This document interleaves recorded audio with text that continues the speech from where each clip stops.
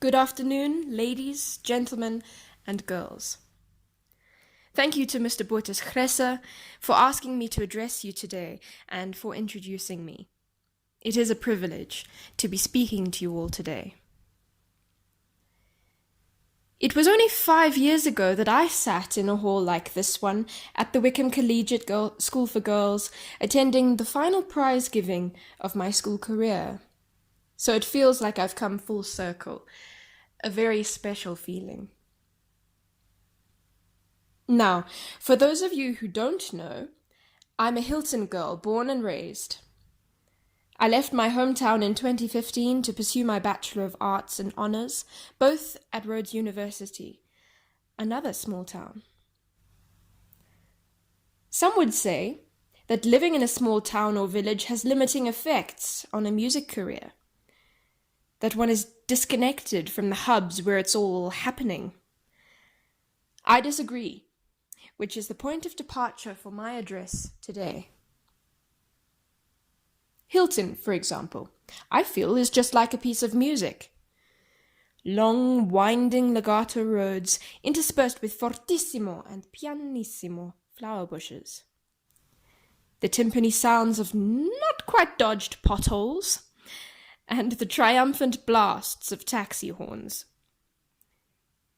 But the musical ingredient that gives it that panache is its quiet stillness, the 2-page pauses, because it affords its inhabitants the mental space to focus on what it is they're composing, or to receive new ideas, or reflect on their purpose for being on this earth, or simply to pet their dog. Silence, I think, and William Butler Yeats would agree with me, is the birthplace of creativity, because it's a blank canvas just waiting to be painted. Now I'm going to turn briefly to how silence can be viewed in a negative light, and how important it is to invert that dynamic when you face it. Maddalena Casulana, Francesca Caccini, Barbara Strozzi, Cassiani, Hildegard von Bingen, Rebecca Clark. These are just some of the female composers that I came across in my university honours paper research who, to varying degrees, were expected to encounter silencing and remain musically silent. They were labelled unladylike, promiscuous, disobedient, all because they regarded themselves as musicians, singers, and composers in their own right, who aspired to have their creations heard by society and the musical judges of the day. So when faced with silencing, what did they do? They made small spaces their departure points.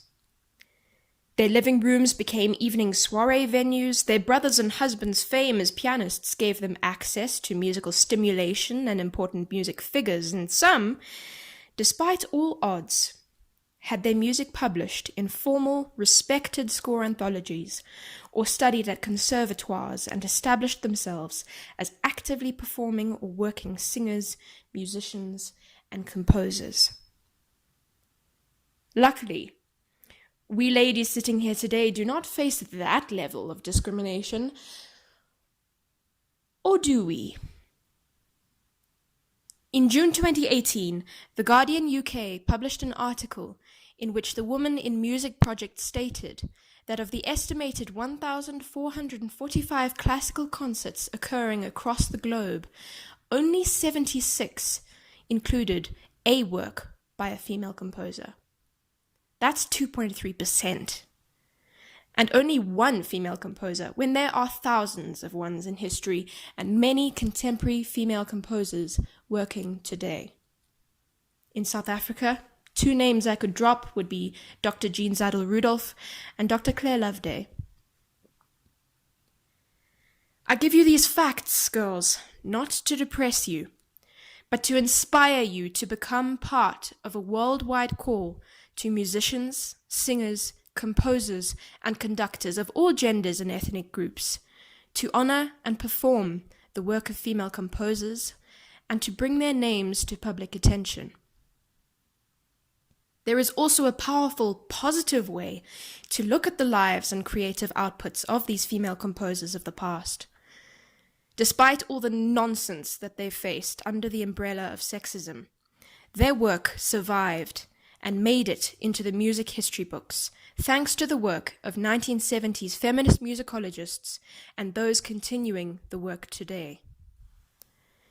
It is becoming increasingly possible to read about their lives at the time and lay hands on modern notated scores of these composers' original works.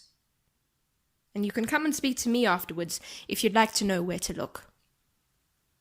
If this is important to you, then you as the student must take responsibility for your repertoire, discuss it with your teachers, and find ways to incorporate the work of female composers into your repertoire and syllabi. So, briefly, why am I telling you all this? Girls, when you step into a music cell to practice every day for a minimum of 4 hours, I want you to know that you are part of a musical revolution. That you are able to be a practicing musician, singer, teacher, and composer as a woman because of how hard our musical foremothers worked to get them and us onto stages and into academic syllabi. I want you to understand that with privilege comes responsibility. A responsibility to stand in your own corner and own it. To honor your craft and take your musical life and preparation and performances seriously. To commit to rehearsing a piece phrase by phrase, practicing until you not only get it right, but cannot get it wrong. And I want you to know, young women of the future, that you don't start being a professional musician or singer or composer or teacher only when you have a degree or 3 or have studied music beyond school level. You are a practicing musician now. So keep working on those big, bold, wild ideas that you have for your work. It could one day form the basis of your greatest composition. Don't write off that larger-than-life performance idea that you have, because it could blossom into a touring production, opera, or musical. Keep your bodies healthy, get enough sleep, drink enough water. Singers, particularly you, as your body is your instrument. Learn from other musicians and support one another. There is room for everyone to succeed, and it is a sexist and capitalist lie that we have to fight one another for limited social seats. Your dreams are valid. Your voices are valid. Your ambition is laudable and allowed. And the fact that you're a student does not change that. And if you feel that your light bulb moment hasn't quite arrived yet, remember that you don't have to be high power to do great things or to musically inspire the lives of other industry practitioners and society at large. You just have to sit in that small music cell, eyes closed, and let the silence rush in. Thank you.